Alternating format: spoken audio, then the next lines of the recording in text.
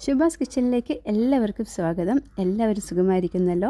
ഇന്നത്തെ എൻ്റെ റെസിപ്പി എന്ന് പറയുന്നത് നല്ല രുചിയിലൊരു ബീഫ് ഫ്രൈ എങ്ങനെ ഉണ്ടാക്കാമെന്നാണ്. അപ്പോൾ നമുക്ക് നേരെ വീഡിയോയിലേക്ക് പോകാം.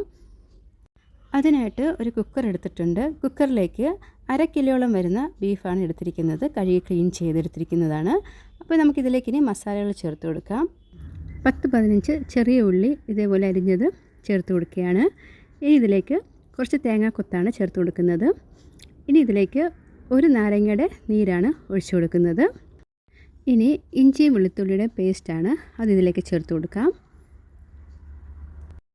ഒരു തണ്ട് കറിവേപ്പിലയും 3 പച്ചമുളകും കൂടെ ചേർത്ത് കൊടുക്കുകയാണ്.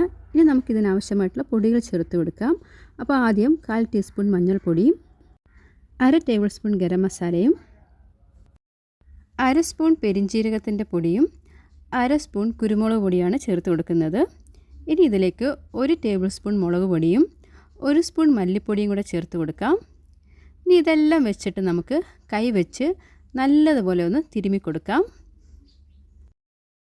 മസാലയെല്ലാം ബീഫിലോട്ട് യോജിച്ച് വരുന്നത്തക്ക വിധത്തിൽ നല്ലതുപോലെ നമുക്കിത് മിക്സ് ചെയ്ത് കൊടുക്കാം.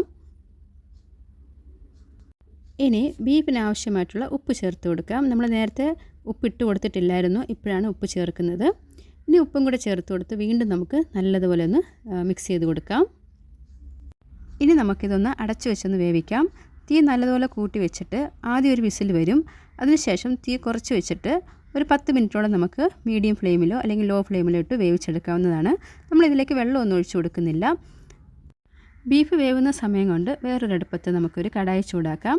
ചൂടായ കടായിലേക്ക് നമുക്ക് ആവശ്യത്തിന് വെളിച്ചെണ്ണയാണ് ചേർത്ത് കൊടുക്കുന്നത്.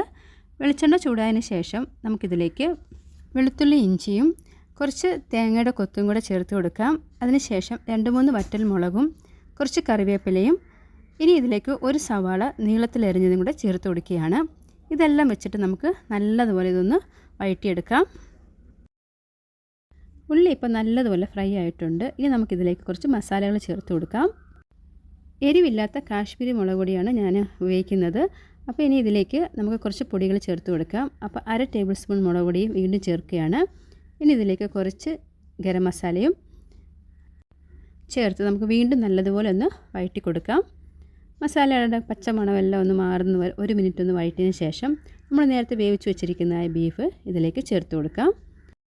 ബീഫ് വേവുന്ന സമയത്ത് നമ്മൾ ഇതിലേക്ക് വെള്ളമൊന്നും ചേർത്ത് കൊടുത്തിട്ടില്ലായിരുന്നു. അത് കാരണം ബീഫ് നമ്മൾ ചെറു തീയിലിട്ടാണ് വേവിച്ചെടുത്തിരിക്കുന്നത്. 10 മിനിറ്റോളം ഇത് വെന്തെടുക്കാൻ സമയം എടുത്തിട്ടുണ്ട്. ഇപ്പം നല്ലതുപോലെ ഡ്രൈ ആയി നമുക്ക് വെന്ത് കിട്ടിയിട്ടുണ്ട്. അതിൻ്റെ വെള്ളമെല്ലാം വറ്റിയിട്ടുണ്ട്. ഇനി നമുക്കിത് മസാലകളിലിട്ട് ചേർത്തിട്ട് നമുക്ക് ഇങ്ങനെ തുറന്ന് വെച്ചിട്ട് തന്നെ നമുക്കിതൊന്ന് വഴറ്റി കൊടുക്കാം.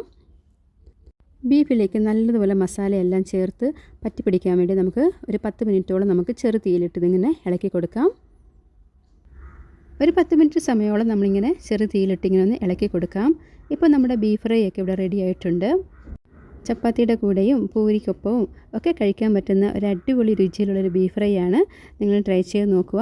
ഈ റെസിപ്പി ഇഷ്ടപ്പെടുകയെന്നുണ്ടെങ്കിൽ ഒന്ന് ലൈക്ക് ചെയ്യാനും മറക്കരുത്. പുതിയതായിട്ട് ആരെങ്കിലും എൻ്റെ വീഡിയോ കാണുന്നുവെങ്കിൽ ഒന്ന് സബ്സ്ക്രൈബ് ചെയ്യാനും മറക്കരുത്. അപ്പോൾ വീണ്ടും പുതിയൊരു റെസിപ്പിയുമായിട്ട് വരുന്നവരെ എല്ലാവർക്കും നന്ദി.